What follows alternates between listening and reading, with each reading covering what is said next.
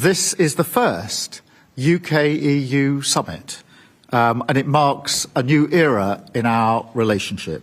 And it's really good that we're able to meet around this table for this summit, the first of what will be of many summits as we progress through this new era. We on this side are following through on what the British public voted for last year, and the mission of this government to deliver security and renewal for our country and improve the lives of working people. In uncertain times and a new era for defence, security and trade, we will do that by strengthening our relationships with allies around the world, including, of course, with Europe. So that is what today is all about, moving on from stale old debates, looking forward, not backwards, focusing on what we can do together. Right. Let us talk about the elephant in the room, or should I say, the Brussels bureaucrat in number 10. Because something rather extraordinary is happening in British politics right now, and it is happening in slow motion, like watching a train wreck unfold over months instead of seconds. Keir Starmer, the man who campaigned for Remain, who tried everything humanly possible to stop Brexit, who probably still wakes up in cold sweats dreaming about that second referendum that never happened, is now Prime Minister. And shock of all shocks, he is quietly, methodically, systematically moving Britain back towards a European Union. Cabinet ministers are dropping hints like breadcrumbs leading straight back to Brussels. Rachel Reeves is playing coy about customs unions. David Lammy is pointing admiringly at Turkey's relationship with the EU. And Nigel Farage is absolutely losing his mind, accusing Starmer of handing our country over to unelected continental bureaucrats. Brexit is not dead, but it is definitely on life support, and someone just unplugged the machine. Quick favor, if you are already gripped by this constitutional drama, smash that subscribe button and hit the notification bell. Over 94% of you wonderful viewers have not subscribed yet. It is absolutely free, takes 2 seconds, and means a world to us here at British Mirror. Cheers if you did. Now, let us dive into this Brexit betrayal conspiracy theory that might not actually be a conspiracy theory.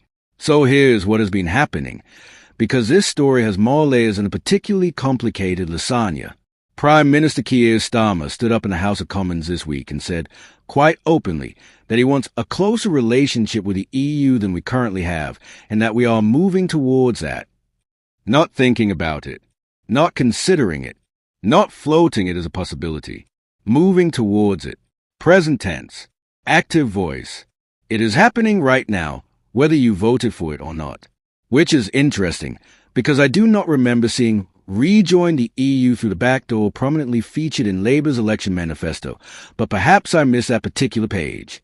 Then we have Chancellor Rachel Reeves, who appeared before the House of Commons Treasury Committee this week and got asked a very direct question. Is the government planning to join an EU customs union? Now, a normal answer to that question would be either yes or no. Those are the two options available to most humans when faced with a yes or no question. But Rachel Reeves is a politician, which means normal rules of communication do not apply. Her answer? Good try. That is it. Good try. As if the committee member had just attempted a particularly tricky crossword clue rather than asking a fundamental question about Britain's economic sovereignty. It is a political equivalent of winking while saying no comment, and everyone knows exactly what that means. Let us pause here for a moment and explain what a customs union actually is, because this matters enormously and the government is gambling on most people not understanding the implications. A customs union means that member countries agree to charge the same tariffs on goods coming from outside the union, and they do not charge tariffs on goods traded between themselves. Sounds simple enough, right? Except here's the catch. If you are in a customs union, you cannot negotiate your own independent trade deals with other countries. You have to follow the union's rules. So when Brexiteers talk about taking back control and negotiating brilliant trade deals with America, Australia, and everyone else, they were specifically talking about leaving the customs union. It was the entire point. The customs union was a cage, and Brexit was meant to be the key. So when cabinet ministers start hinting that maybe, possibly, perhaps we should consider rejoining a customs union, they are not talking about minor technical adjustments to trade policy. They are talking about fundamentally reversing one of the core achievements or disasters, depending on your perspective, of Brexit. They are talking about handing trade policy back to Brussels and giving up the ability to do independent trade deals. It is massive. It is enormous. It is exactly what Nigel Farage warned would happen, which must be absolutely infuriating for everyone who spent years telling him he was a paranoid conspiracy theorist. Speaking of Farage, the man has absolutely exploded over all this, and honestly, you can understand why. He said, British sovereignty is on the line once more, which is peak Farage rhetoric but also not entirely inaccurate. He accused Starmer's government of effectively giving up on pretending that they accept the vote to leave the European Union, and claimed Labour is working to bring Britain back under EU control. Now, normally when Farage says things like this, you can dismiss it as his usual Eurosceptic greatest hits album. But here's the problem. Multiple Labour cabinet ministers are literally saying things that support his argument. It is rather hard to dismiss someone as paranoid when the evidence keeps proving them right. Deputy Prime Minister David Lammy, who memorably suggested that Nigel Farage should go back to the Caribbean. Oh, wait, no, there was someone else suggesting Lammy should do that, which tells you everything about the current state of political discourse. Anyway, Lammy has been making positive noises about customs unions. He specifically pointed to Turkey as an example, saying you can see countries like Turkey with a customs union seemingly benefiting and seeing growth in their economy. Which is true. Turkey does have a customs union with the EU. Turkey also cannot negotiate its own trade deals, has to implement EU regulations without having any say in making them, and has been stuck in accession negotiations for approximately forever. But sure, David, let us use Turkey as our aspirational model. What could possibly go wrong? Then we have Health Secretary West Streeting, who was repeatedly asked whether he would rule out joining a customs union, and repeatedly refused to do so. Instead, he pivoted to saying Britain is a European country and needs closer EU ties to undo the economic damage done by Brexit. Now, let us unpack that statement because it is absolutely loaded. First, saying Britain is a European country is geographically accurate but politically charged. It is like saying Scotland is a British country during an independence referendum. Technically true, but clearly designed to frame the debate in a particular way. Second, talking about the economic damage done by Brexit is extraordinary coming from a serving cabinet minister. That is not neutral analysis. That is a value judgment about one of the most significant democratic decisions in British history. The pattern is clear. Multiple senior Labour figures are all saying variations of the same thing. Brexit has damaged the economy. We need closer EU ties. Customs unions are worth considering. European integration is good actually. They are not being subtle. They are not even trying to hide it anymore.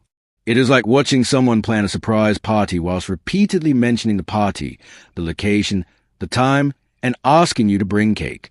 At some point, it stops being a surprise and becomes a statement of intent. Meanwhile, this week MPs voted to begin talks with Brussels on a new customs union.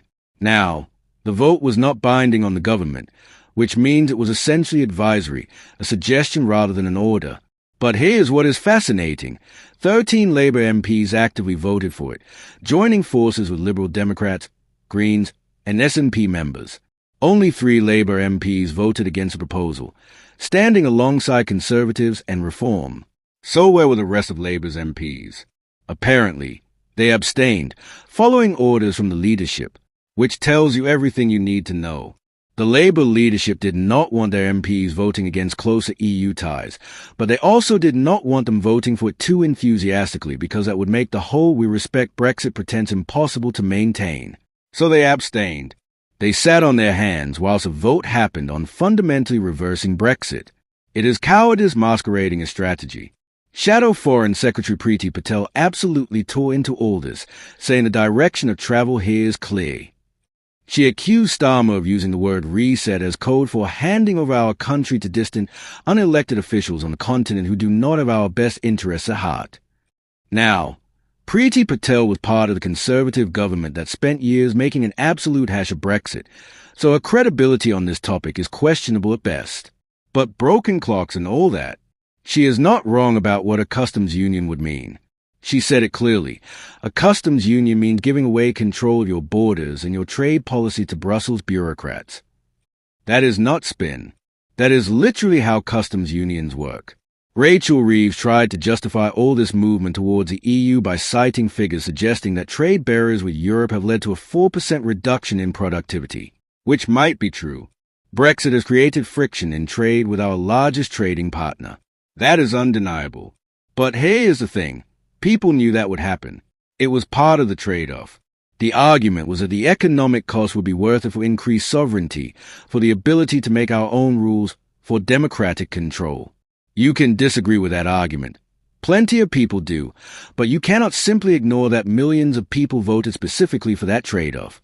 And now the government is trying to reverse the decision because, turns out, there were economic costs like everyone said there would be. It is like someone voting to move house to the countryside, discovering that rural life means longer commutes, and then moving back to the city whilst insisting they totally still support the original move.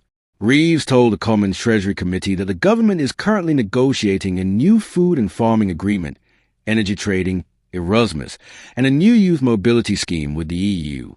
Each one of those represents closer integration. Erasmus is the EU student exchange program that Britain left as part of Brexit. Youth mobility schemes allow young people to work in each other's countries, which Brexiteers worry is free movement by another name. Energy trading means coordinating with EU energy markets. Food and farming agreements mean aligning regulations. None of this is inherently bad, but all of it represents moving back towards the EU orbit after specifically voting to leave it. The government has even appointed Minu Shafik, an economist, as Keir Starmer's chief economic advisor, and she reportedly suggested rejoining the customs union in the run-up to the November budget. So the person advising the Prime Minister on economic policy thinks we should rejoin a customs union. The Chancellor will not rule it out. The Deputy Prime Minister thinks it is a good idea. The Health Secretary refuses to dismiss it. At what point does a pattern become a policy? Now, Starmer did say something interesting in Parliament when discussing all this. He insisted he would not do anything to threaten the trade deal agreed with Donald Trump's America, which he claims benefits companies like Jaguar Land Rover.